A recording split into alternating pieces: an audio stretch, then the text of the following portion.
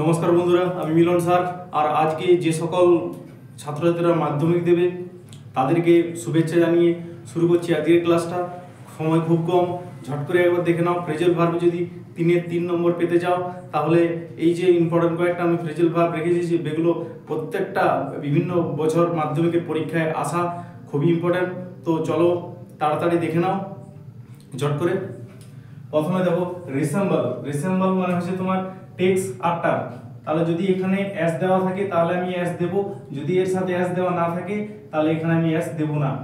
ঠিক আছে, আমি দেখো কি করে লিখে রাখছি, আগে ভার্বটা যেরকম মাধ্যমিকে দেওয়া থাকে সেরকম আমি করেছি। প্রথমে একদম শব্দটা লাইনের মধ্যে লেখা থাকে এবং এটার তলায় একটা আন্ডারস্ট্যান্ড থাকে, তার পরিবর্তে তোমার নিচে লেস দেওয়া থাকে, সেখান থেকে ফ্রেজাল ভার্বটা বেছে নিয়ে তোমাকে চুজ করে বসাতে হয়। আমি কিন্তু যেভাবে বক্সটা দেওয়া থাকে সেইভাবে বসিয়েছি।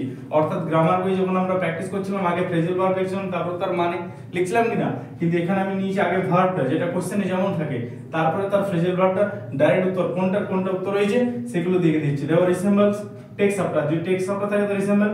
এবার স্টার্ট থাকলে সেটিং, যদি স্টার্ট এখানে এস দেওয়া থাকে তাহলে এখানে আমরা কি করব সেট সিন। যদি এর সাথে ইডি যোগ থাকে তো তোমরা এটা যেটা ভার্ব এই ভার্বটার সাথে ইডি যোগ করে নেবে। এবার যে ক্লোজ মানে তোমার ব্রেক আপ, এটা ক্লোজেস থাকলে ব্রেকস আপ হবে। পাবলিশ ব্রিং আউট, যদি এর সাথে ইডি যোগ থাকে পাবলিশ থাকে তাহলে এটা ব্রাউট আউট হয়ে যাবে, এটা চেঞ্জ হবে ফর্মটা এই ভার্বটা।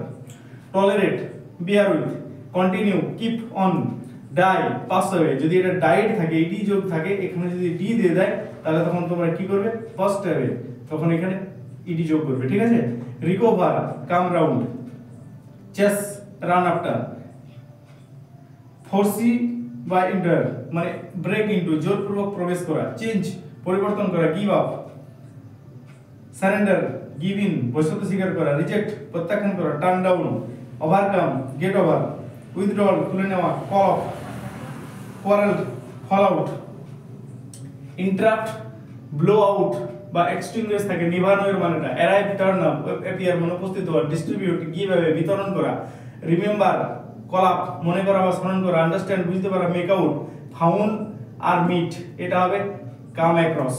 যদি পাস্ট টেন্সে দেয় তাহলে এটা কেম অ্যাক্রস করবে। এস্টাবলিশ সেট আপ, যদি এখানে এস দিয়ে দেয় ইয়েস থাকে এস্টাবলিশড ব্লিস থাকে তাহলে তোমরা এখানে সেটস আপ করবে, যদি এস্টাবলিশ থাকে তো সেম রাখবে। রিমুভ টেক অফ বা পুট অফ, রিমুভ মানে কি খুলে ফেলা।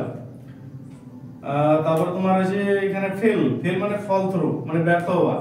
রিয়ার মানে প্রতিপালন করা, ব্রিং আপ এর যে রিয়ার থাকে তো এটা ব্রাউট আপ হবে। অ্যাবলিশড সেটা হচ্ছে মেক ফর।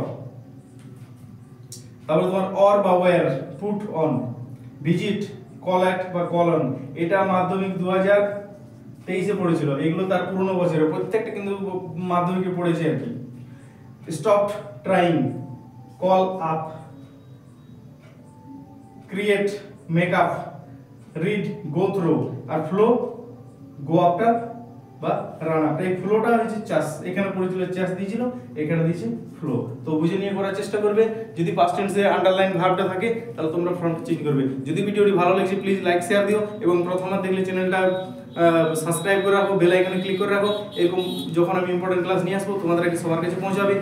সকলকে আরেকবার শুভেচ্ছা এবং আগাম বেস্ট অফ লাক জানিয়ে শেষ করছি। নমস্কার।